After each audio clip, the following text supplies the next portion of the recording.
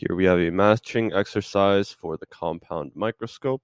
So starting with the condenser, this is going to focus the beam.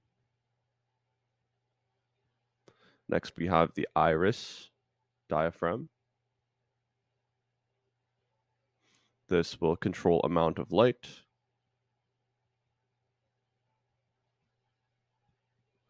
Followed by the stage platform, which will hold the slide in place.